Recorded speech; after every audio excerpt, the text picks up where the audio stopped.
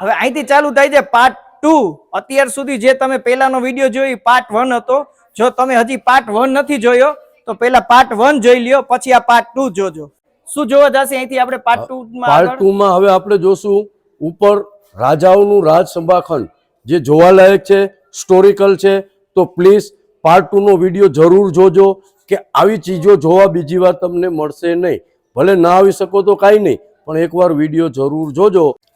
હવે તો જયભાઈ સામે દેખાય છે એક પેલેસ છે.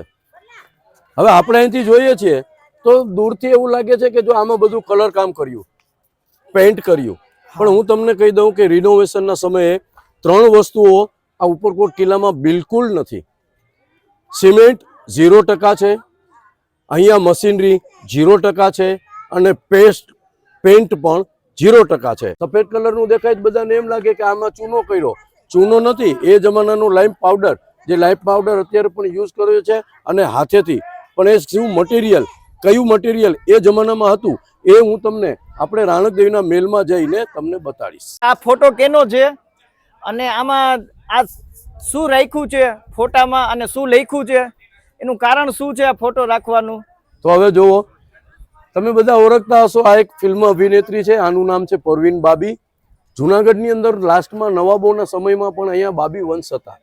એ પરવીન બાબી જે જુનાગઢની રાણીની બાબીની દીકરી હતી, કે એક જ એમની દીકરી.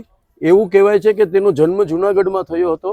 એને એજ્યુકેશન કર્યું અમદાવાદની અંદર અને ત્યાંથી એને જુનાગઢ નહોતું આવવું. તો એવું કહેવાય છે કે પરવીન બાબી ફિલ્મ ઇન્ડસ્ટ્રીઝમાં ચાલી ગઈ મુંબઈ. આમની 2004માં ડેથ થઈ. શું થઈ, કેવી રીતના થઈ, કોઈને હજી સુધી ખબર નથી પડ્યું. પણ એવું કહેવાય નવાબની દીકરી એટલે આખા જુનાગઢની ધણી કહેવાતી. પુરુષોત્તમભાઈ, હવે તમારે એક આ મહેલ છે, આ સાઈડનું શું છે એ સમજાવો જરીક, અને પછી આપણે આ સાઈડ શું છે જરીક એ સમજાવી દો. તો તમને કહી દઉં કે આપણે આ રાણકદેવીનો મહેલ છે, આપ જોઈ રહ્યા છો. આ બધું રાણકદેવીનો મહેલ છે. એ સમયમાં નહીં, અત્યારે જે સામે બન્યું છે, એક આપણે જે કંપની છે એમને નવું સ્ટ્રક્ચર બનાવ્યું છે. આનું નામ ત્યાં સિટિંગ બેચ છે. આ જગ્યા ઉપર એક લાઇટ એન્ડ સાઉન્ડ શો પણ થાય છે સાંજે, પણ હમણાં વરસાદના કારણે બંધ રાખ્યો છે. બેઠક ત્યાં છે, 150 માણસ બેસી શકે એટલી કેપેસિટી ધરાવે છે. અને અહીંયા એમનું હેડલિંગ થાય છે. ઉપર તમને બતાડીશ 3 પ્રોજેક્ટરો છે કે તે આખા પેલેસ ઉપર પિક્ચર બતાડે છે 45 મિનિટનું, જે આપણા સૌરાષ્ટ્રના રાજા રજવાડાઓ અને ગુજરાતના જે સોલંકી રાજાઓ છે એનું આખું કલ્ચર, આપણા સૌરાષ્ટ્રનું અને ગુજરાતનું રાજાઓનું આની ઉપર એક આખું પિક્ચર બનાવે છે.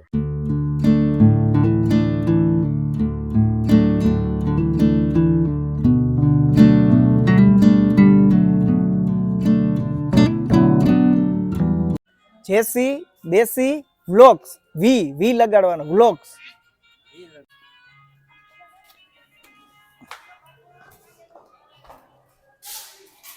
હવે જયભાઈ, આને કહેવાય રાણી રાણકદેવીનો મહેલ. આ પાર્ટ છે ઉપરનો ફ્લોર બીજો. આપણે બેઠા અહીંયા છીએ. આ આખો રાણકદેવીનો પેલેસ. પેલેસ એટલે આ એનો રહેવાનો કક્ષ, એટલે કે એનો રૂમ. હવે બધા લોકો જોવે ને તો ભાઈ આવા રૂમ થોડી રાણીઓના હોય. એના કરતાં તો આપણી રાજસ્થાનના કિલ્લાઓને રાણીઓના પેલેસ સારા છે. પણ ત્યાંના પેલેસ નથી, ત્યાંની બધી હવેલીઓ છે. જૂના જમાનામાં એવી હવેલીઓ નહોતી. પહેલાના જમાનામાં જૂનામાં મહેલ કહેતા. હવે જનરેશન બદલાઈ ગયું એટલે ત્યાંનું ચેન્જીસ થઈ ગયું. મહેલોની અંદર ક્યાંય તમને આર્કિટેક્ટ ડિઝાઇનો નહીં જોવા મળે બહુ બધી. માત્ર ને માત્ર પથ્થરોના થાંભલા રાખી અને આ બનાવે. હવે તમે રાજસ્થાનમાં જાઓ ને, હવેલીઓ કેને કહેવાય? હવેલી એટલે એક જાતનો એક શોખ છે. ત્યાં બધા આર્કિટેક્ચરો ને ડિઝાઇનો ને બધા બહારથી બનાવે એટલે માણસો એને જોઈને આકર્ષે કે ભાઈ ઓ આ બધું સરસ મજાનો પેલેસ છે. તો એવા લોકો અહીંયા આવીને એમ કે ઉપરકોટમાં આવું બધું કાંઈ નથી. પણ ખરેખર મહેલ આને કહેવાય. એ બધા તો જનરેશન નવાના પેલેસો છે.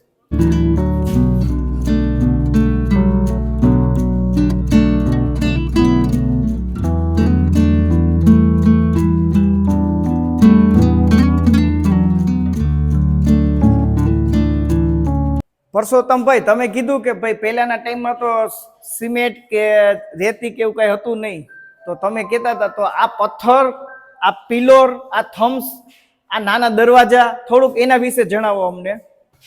મેં તમને 3 વસ્તુ કીધી હતી કે 0% સિમેન્ટ છે, 0% પેન્ટ છે અને 0% મશીનરી છે. તો આ જે રિનોવેટ કર્યું છે કંપનીએ એ જૂના જમાનાની ટાઈપથી બનાવવામાં આવ્યું છે. તો પહેલાના જમાનામાં સિમેન્ટ રેતી નહોતા, તો એ જમાનામાં શું મટીરિયલ્સ હતા તો સાંભળજો.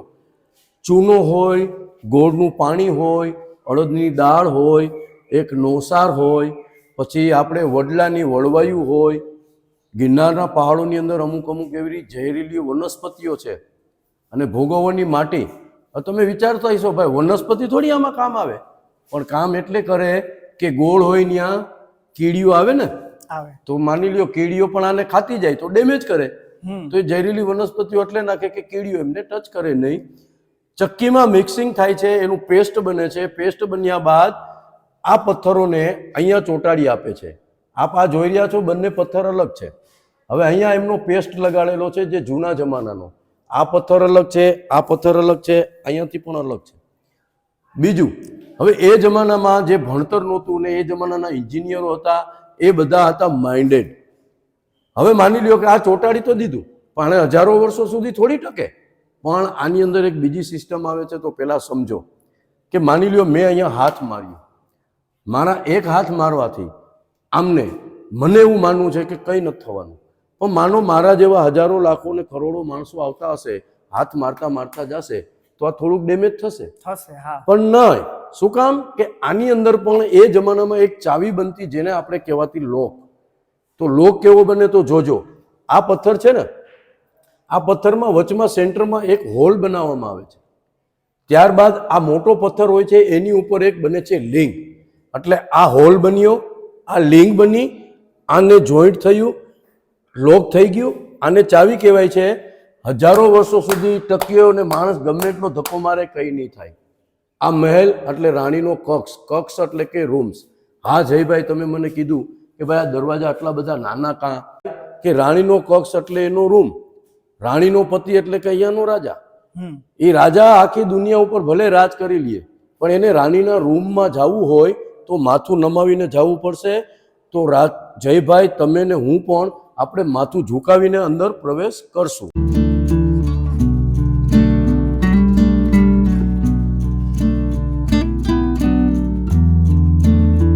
આપણે જોવા જઈએ છીએ રાજાનું રાજસભાખંડ. તો ભાઈ પહેલાના જમાનામાં રાજાઓ સભા ભરતા કેવી રીતે, કેવી જગ્યાએ ને શું, તો આ ખાસ જોવા જેવું છે. આવો. હવે આ થમ્સને છે ને સભાખંડ છે. હવે આ ગોળ 4 પાણા આપણને જોવા મળે છે, 1, 2 ને 3 ને 4. એવું કહેવાય કે 800 વર્ષ પહેલા રાણી રાણક દેવીએ અહીંયાના રાજા એવા રાખેંગાર થઈ ગયા કે જેમના લગ્ન થયા. આનો ઇતિહાસ બહુ બધો લાંબો છે. જો વિડીયો બનાવશું તો આપણે ઓછામાં ઓછી 5 થી 6 કલાક થાય. પણ અહીંયા લગ્ન થયા હતા. રાણક દેવી માટે એક યુદ્ધ પણ થયું હતું કે જેનો ઇતિહાસ આજે પણ અહીંયા જીવિત છે. કે રાણક દેવીનો અહીંના પતિ ઉપર પણ દગો થયો હતો. બેબના ભાણિયાઓ દગો કર્યો હતો. એક બહારનો બીજો રાજા હતો કે જેને અહીંયાના રાજાને માર્યા, 2 દીકરાઓને માર્યા. એનો પણ ઇતિહાસ છે. પણ એના માટે તમારે જરૂર ઉપરકોટમાં વિઝિટ કરવી પડશે. તો આ એક સભાખંડ છે. સભાખંડનો મતલબ શું? Private meeting. પ્રાઇવેટ મિટિંગ એટલે એ જમાનામાં આવે. જોજો અહીંયાથી સાયન્સ આવે છે. જેમ નીચે બતાડ્યું ને એમ સાયન્સ છે.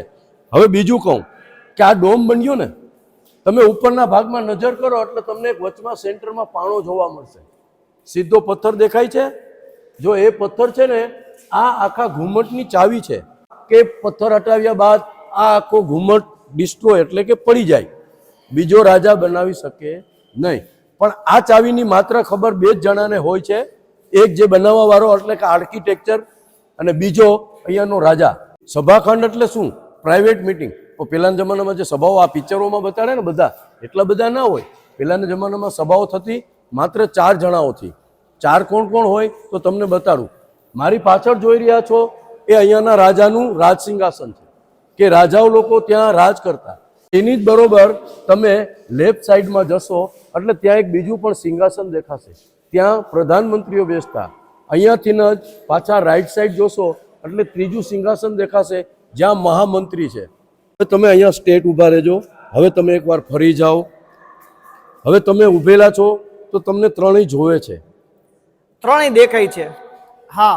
અને તમને એ ત્રણેય તમને પણ જોવે છે. હા જોવે, એ ત્રણેય મને જોઈ શકે. બરાબર. તમે ત્રણેયની સાથે વાતો કરો છો, પણ એક એવી વાત છે કે તમારે રાજાને કેવી છે એ બંનેને નથી કેવી. તો તમે શું કરશો એના માટે? એક સ્ટેપ આગળ જાય. ઓકે, તો એક સ્ટેપ આગળ જશો એટલે તમને માત્ર રાજા જ દેખાશે, આ બંને દેખાશે નહીં. એક સ્ટેપ આ science. આગળ આવતા જ હવે બેયના સાઈડના નથી બતાવતા, જે રાજા વચ્ચે હોય છે એમની સાથે જ વાત કરી શકે એવો પોઈન્ટ છે. આ સેન્ટ્રલ પોઈન્ટ કહેવાય છે, આ સભાખંડ.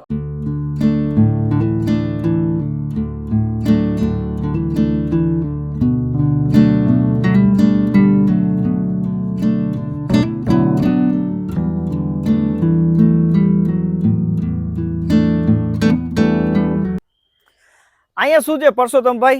આ શું છે? હા, તો જો આ એક ગુફા છે, આનું નામ છે બૌદ્ધ ગુફા. આ સેન્ટ્રલ ગવર્મેન્ટની છે. તો અહીંયા એવું કહેવાય છે કે એક્સ્ટ્રા ટિકિટ લે છે 20 રૂપિયા. એ પણ તમારે QR કોડથી ઓનલાઈન કરવાનું, ડિટેલ્સ બધી નાખી પછી તમારી ટિકિટ થાય છે. અશોક સમયમાં એવું કહેવાય છે કે રાજા અશોકે કલિંગાનો નાશ કર્યા બાદ બૌદ્ધ ધર્મ અપનાવ્યો, બૌદ્ધ પ્રચાર કર્યો, ત્યારે આ ગુફા બનાવેલી છે. આનું નામ છે બૌદ્ધની ગુફાઓ. નીચે ઉતરવા માટેની સીડીઓ પણ છે. આખી 2 માળની ગુફા છે. જોવા માટે ત્યાં સેન્ટ્રલ ગવર્મેન્ટમાં ટિકિટ લેવાની, 20 રૂપિયા ઓનલાઈન ટિકિટથી આ બૌદ્ધ ગુફા તમને જોવા મળશે.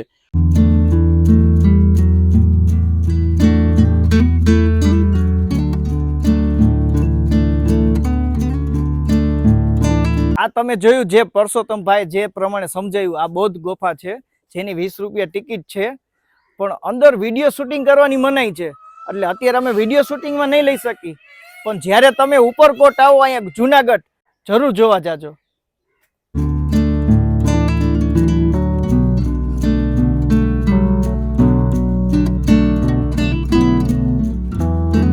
તો અડીકડી વાવ એટલે આ જગ્યા ઉપર એક વાવ છે.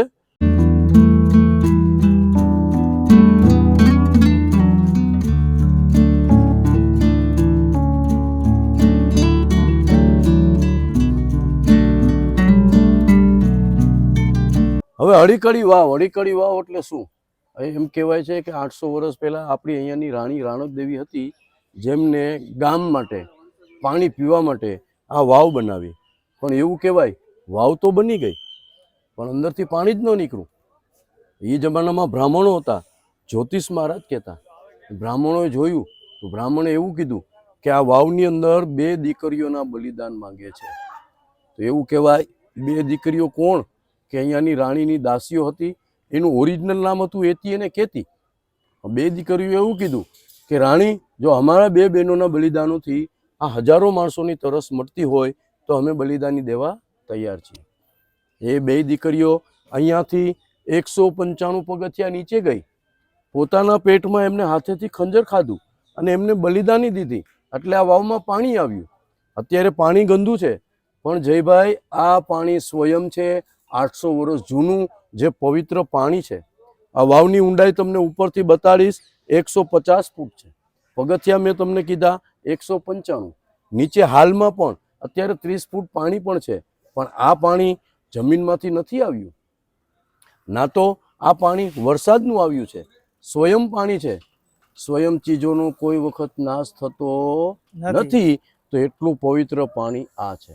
પરસોત્તમભાઈ જે રીતે તમને કીધું, તમને સમજાય તો ગયું જ હશે, પણ થોડુંક ટૂંકમાં હું બોલું છું કે આ વાવ જ્યારે બનાવી ને તો જનતાને પાણી આટું, બરાબર છે, પણ પાણી આમાંથી નીકળ્યું નહીં. આ વાવમાં ભોગ માંગે, એટલે જ્યારે ભોગ દીધો ને પછી આમાં પાણી આવ્યું છે. હવે આ ઉપરકોટમાં તમે જોઈ શકો છો, અહીંથી વ્યૂ જો તમે કેવો આવે છે ઉપરકોટનો.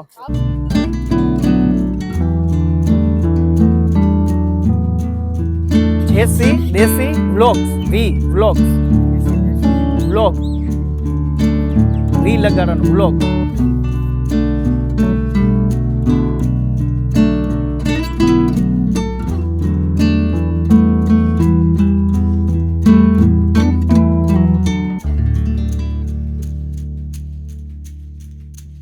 અહીંથી વ્યૂ તો બહુ સરસ આવે જ છે, તમે જોયો.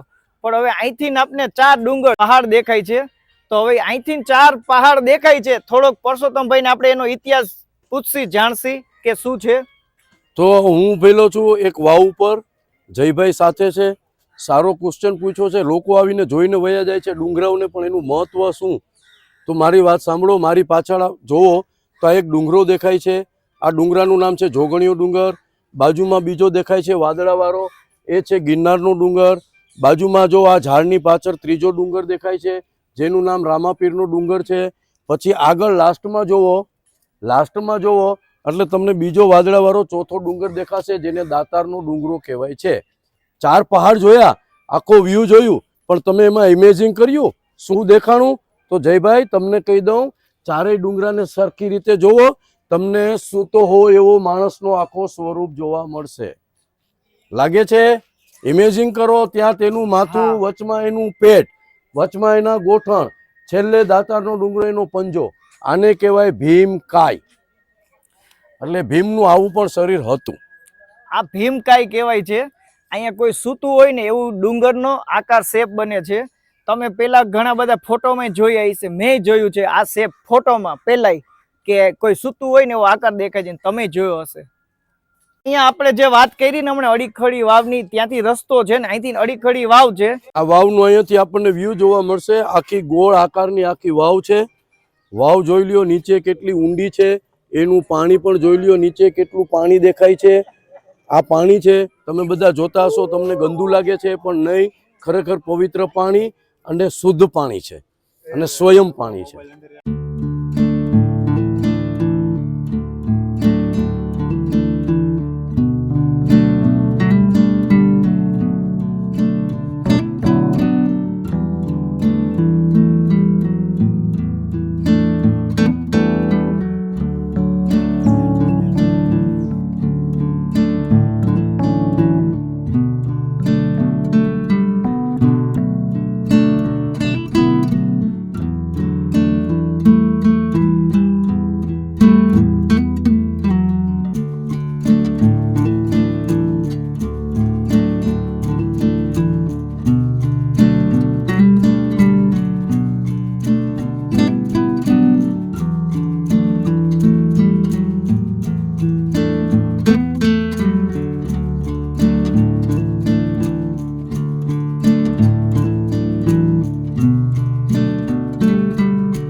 હવે પરસોત્તમભાઈ જી, અહીંયા સુધી તો આપણે પહોંચી ગયા, પણ અહીંયા સુધી કોઈ આવે છે જેમને નાસ્તો કરવો છે, ચા પાણી પીવા છે, ઘણું બધું અહીંયા ફૂડ સારા મળે છે, તો થોડુંક એના વિશે જણાવો, એટલે કે લોકો અહીંયા સુધી આવે તો એમને ખ્યાલ આવે કે ચા પાણી નાસ્તો બધું અહીંયા મળે છે ઉપર.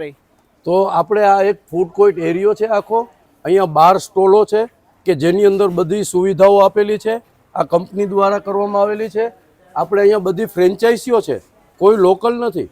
જેમ કે MBA ચાયવાલા, તો અહીંયા ચાય છે, ચાયની દુકાન છે. હવે આ જગ્યા ઉપર એક સિસ્ટમ છે, સાંભળજો, એક સિસ્ટમ છે કે ત્યાંથી કોઈ પણ વસ્તુ લેવી હોય તો તમારે ટોકન લેવાનું. ટોકન કેવી રીતના મળે? આપણે આ બેલ્ટમાં, તો આ એક બેલ્ટ છે, આ બેલ્ટનું રિચાર્જ થયું છે. આ બેલ્ટને જ્યારે આ ભાઈ અહીંયા સ્ક્રેન કરશે એટલે એક અવાજ આવશે, એટલે આ ભાઈની ચાના 20 રૂપિયા જે લયા છે એ આમાં એડ થઈ ગયા, એટલે આ ભાઈને પે કે કરવાનું થતું નથી અને આ ભાઈ એમને ચા અહીંયા આપી દે. આ વિડિયો તમે જોઈ રહ્યા છો એ પાર્ટ 2 છે. નેક્સ્ટ વિડિયોમાં પાર્ટ 3 અપલોડ કરશે, તો જોવાનું ભૂલશો નહીં. પાર્ટ 3